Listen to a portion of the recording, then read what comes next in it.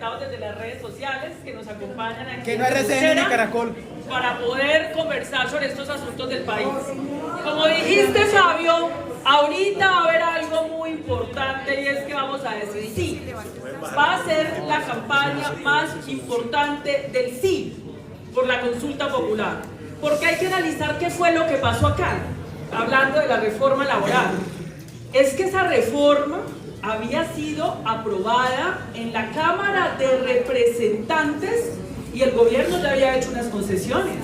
Se hizo un acuerdo. De hecho, no era una gran reforma, era una pequeña reforma donde se habían hecho unas concesiones en términos de los derechos colectivos, de asociación sindical, y se dejaron unos mínimos. Ya venía concertada esa reforma y esos puntos mínimos, con lo que menciona Fabio, porque es importante que los conozcamos, para iniciar esta pedagogía popular en todo Colombia, es la recuperación de unos derechos básicos que nos arrebataron Uribe. el señor Uribe, el señor Vargas Lleras, El genocida. en una ley, en el año 2002, en varias leyes a los trabajadores del país les quitaron el 100% de su pago dominical, festivo, sus recargos nocturnos, llegaron a decir que la noche empezaba a las 10 de la noche y evidentemente toda la precarización.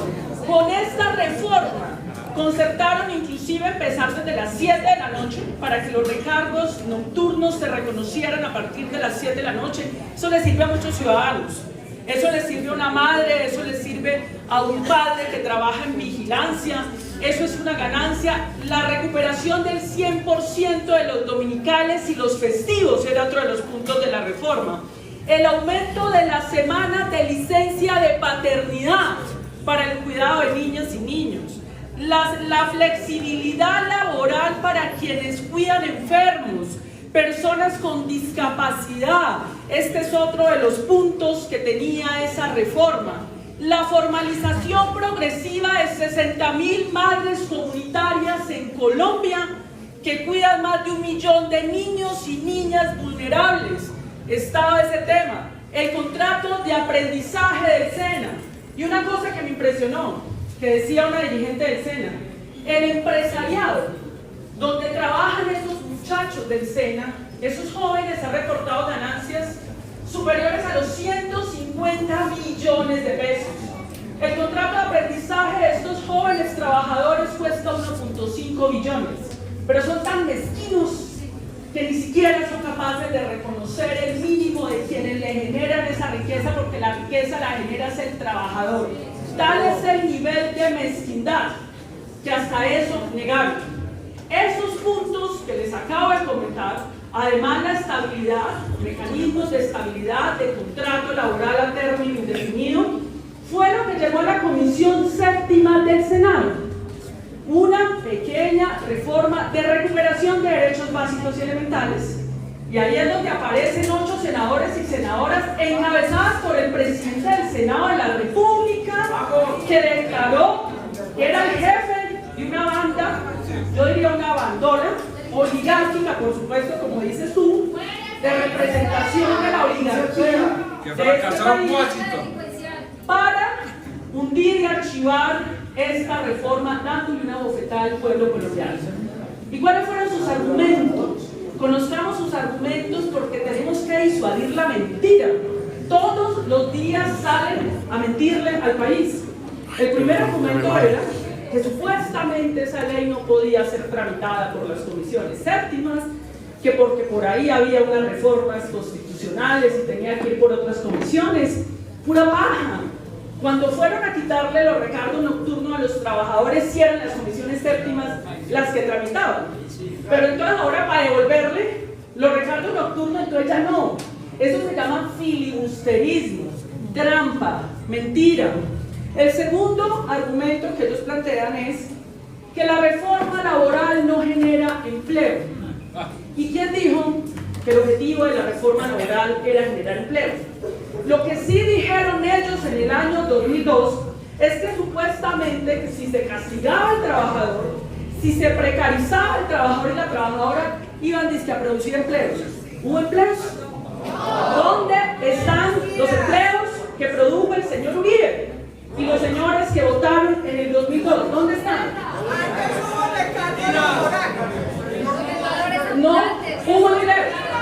La otra mentira que ellos han dicho en este país es que si hacemos exenciones de impuestos, es decir, que ciertos empresarios que corresponden a una categoría social distinta, que no siquiera son los ricos, son los súper ricos, que si a los súper ricos de este país no se le cobran impuestos, que iban a producir más empleo. No han producido más empleo, no les asiste la razón. Ahora, la reforma laboral no tenía como objetivo eso. El empleo se produce bajo una política de reindustrialización de este país, porque la desindustrializaron ellos. En Colombia había alguna industria de la metalurgia, textil y manufacturera, cafetera, que acabaron ellos. ¿Y cómo la acabaron? La acabaron porque firmaron unos tratados de libre comercio, todos esos que hoy están oponiéndose a que los trabajadores se la reconocen fueron los mismos que firmaron los tratados de libre comercio, donde sometieron al campesinado de nuestro país, 15 millones de ciudadanos con sus familias, a competir con subsidios de granjeros. Los granjeros de los Estados Unidos, Europa, los hacendados, reciben subsidios entre $20.000 y $28.000 al año. Un campesino colombiano no alcanza a recibir $500 al año.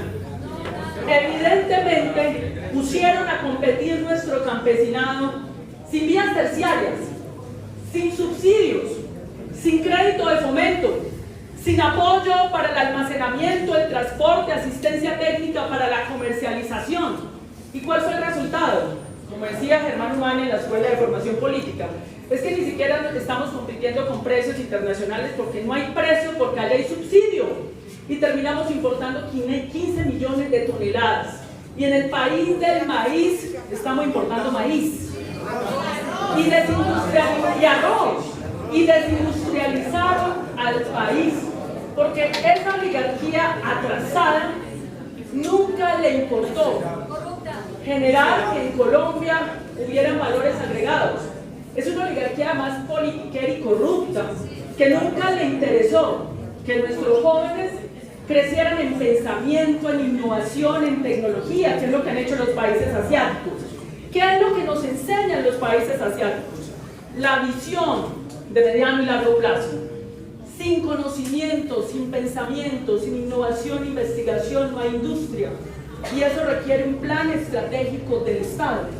El neoliberalismo, donde está el Estado, el Estado sí debe estar, pero para los súper ricos, ricos y ricos, para subsidiarlos a ellos con las exenciones de impuestos. Es decir, ellos parasitan al pueblo colombiano buscando beneficios para unas minorías, y así fue como acabaron con la industria en 30 años en Colombia, la poca industria que había en nuestro país. Pero además ellos inventan unas cosas. En estas 3 décadas nos han gobernado bajo el arrodillamiento. Tenemos que tener contento el Fondo Monetario Internacional. Vivir arrodillados cumpliendo algo que ellos denominan la regla fiscal. Y la regla fiscal es que nuestro pueblo tiene que estar trabajando para pagar la deuda externa, que este año es de 112 billones de pesos, y la regla fiscal es un dogma. Y el dogma es que eso se paga, o si no, pues no pasa nada. Señores, la tal regla fiscal de la que ellos hablan, ellos se la pasaron por la faja en la pandemia, y no pasó nada. Ahorita estamos en un momento de reactivación, necesidad de reactivación económica del país. Nosotros no tenemos por qué achacarle a los sectores, por ejemplo, a los recortes en la inversión social, el problema del endeudamiento que dejó Duque. Entonces estamos recortando la inversión social de los ministerios, necesitamos hacer la inversión social en salud, en educación y en vías para reactivar la economía y para que haya industria en el país y para que haya bienestar y empleo. Pero nos han metido pues ese dogma. Por eso nosotros hemos planteado hay que volver a discutir esa regla fiscal, eso hay que flexibilizarlo, porque necesitamos la inversión en las industrias que produzcan empleo. ¿Y cuáles son esas industrias?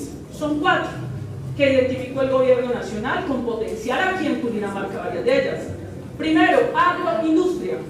No podemos seguir importando lo que nosotros podemos producir. No puede seguir una oligarquía negociando importaciones y negociando tratados de libre comercio en contra de nuestro territorio y nuestra soberanía nacional.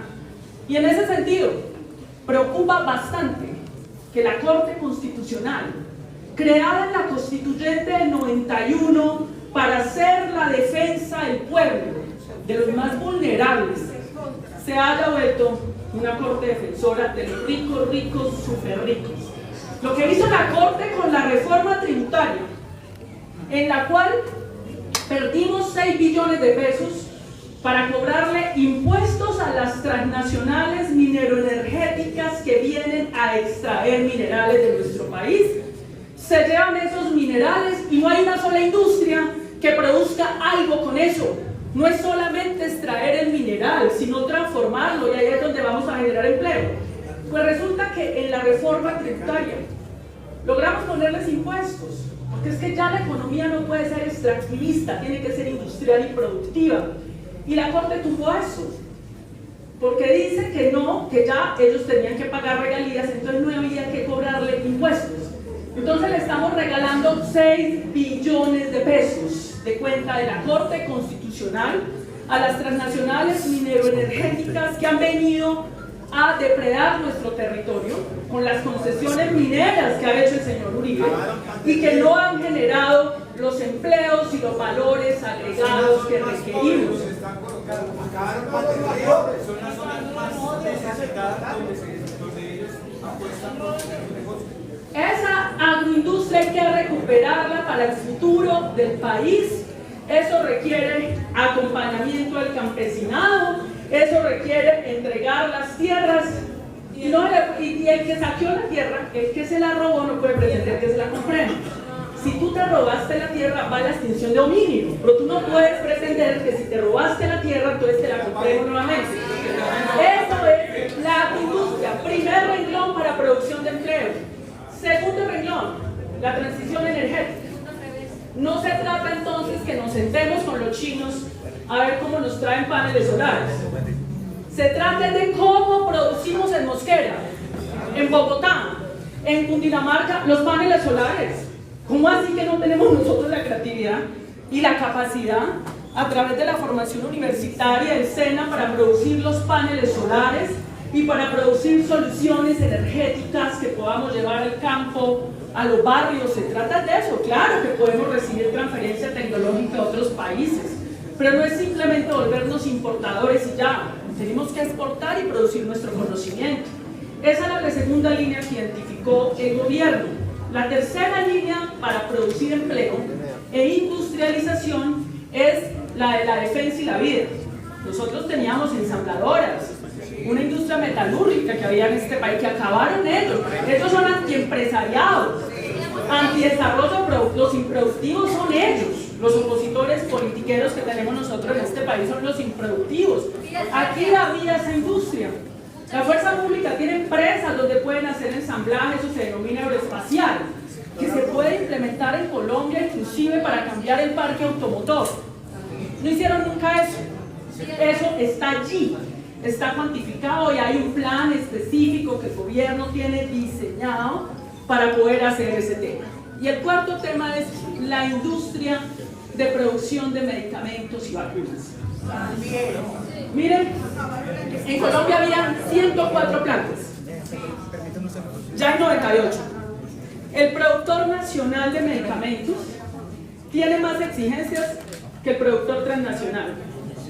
La industria nacional es la que produce el 80% de los medicamentos, pero el 80% de los recursos del sistema de salud se la lleva la industria transnacional, que solo entrega el 16% de medicamentos a precios exorbitantes. Esos son los lobbies en los que anda la oligarquía. Allá andan. Ellos no les conviene que este país genere su propia industria, pues para ellos seguir de lobistas, volviéndose multimillonarios y parasitando las necesidades del pueblo colombiano. Entonces, aquí se producían vacunas en Colombia. Se acabó la producción de vacunas en el gobierno del señor Andrés Pastrana, otro de los opositores, proempresarios, pues dicen, porque ellos dicen que ellos son, yo no le veo a esta gente, no es ningún empresariado, es decir, El planteamiento de ellos no es ni siquiera el capitalismo, son precapitalistas. Ellos son precapitalistas. En estas 3 décadas no desarrollaron ningún sentido productivo.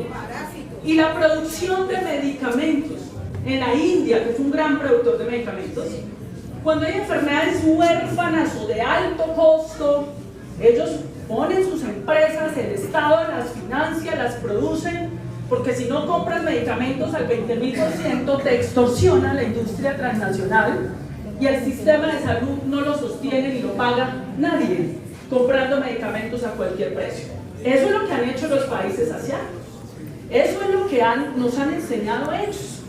Entonces ahí les estoy diciendo 4 líneas de generación de empleo que tiene que resolver la política de reindustrialización, no la reforma laboral.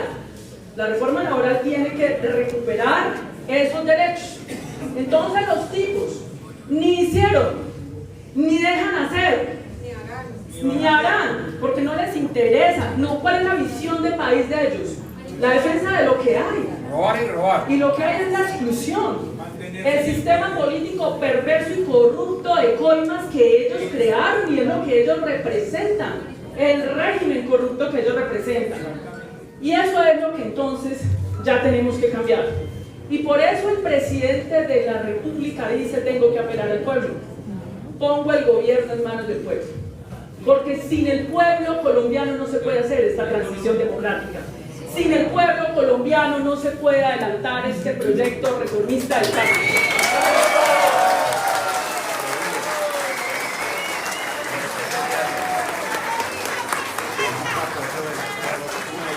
Se nos toca ir por el pueblo. Y ese es el sentido de la consulta popular. La consulta popular es: hay un Congreso de la República que hay que cambiar. Tiene que ser derrotado. Esos senadores y senadoras de la oligarquía, notarios de la oligarquía, senadores notarios de los intereses de unas minorías, porque cuando archivaron la reforma a la salud, ellos dicen que son independientes, que la independencia de poderes. ¿Independientes de qué? La ponencia de archivo de la reforma a la salud fue el copy-paste de las mentiras del gremio de las EPS, de las mentiras que le han dicho a este país, las transcribieron, le pusieron el logo del Congreso de la República y archivaron. ¿Cuál es la independencia? ¿No la tienen? Que respeten al pueblo. O son notarios del pueblo, son notarios de la oligarquía, y como decidieron serlo el pueblo, los tiene que revocar en el año 2026.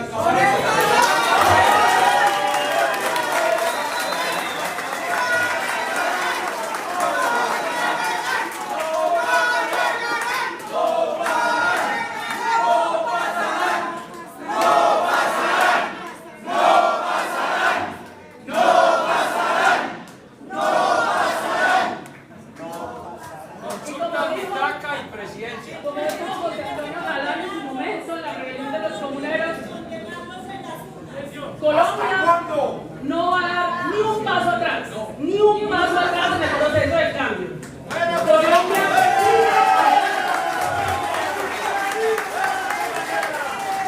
y en este proceso de consulta popular nos corresponde entonces nosotros hablar con el pueblo colombiano y nos vamos a ir al barrio y a la vereda, porque es que también sumaron el artículo de Cámara de Representantes donde se formalizaba el trabajador campesino. ¡Qué infamia! ¡Qué mezquindad! Una gente que se gana 50 millones de pesos al mes. ¿Quién paga los 50 millones de pesos? ¡El pueblo!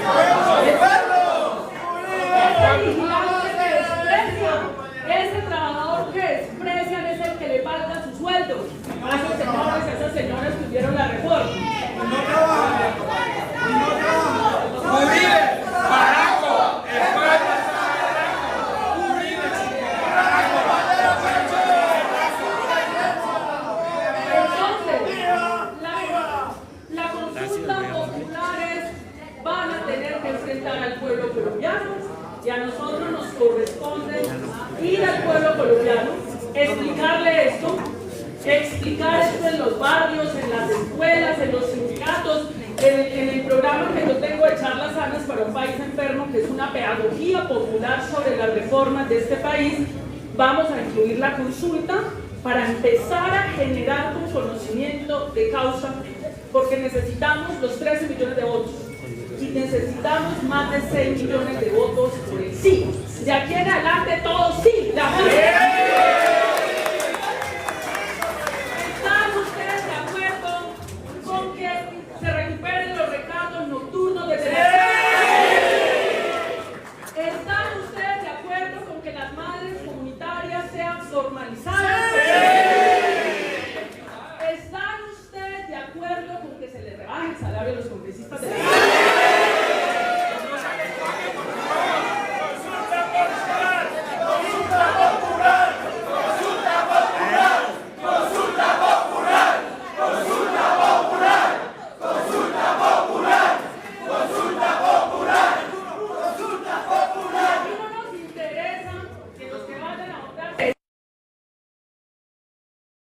conjunto? Aquí le vamos a hablar a Mosquera, haya votado por quien haya votado, el trabajador, la trabajadora, la persona con condición de discapacidad, el enfermo. Esa es la tarea democrática para volver a que el pueblo colombiano se lance a que este país cambie. Este país va a cambiar. No va a cambiar.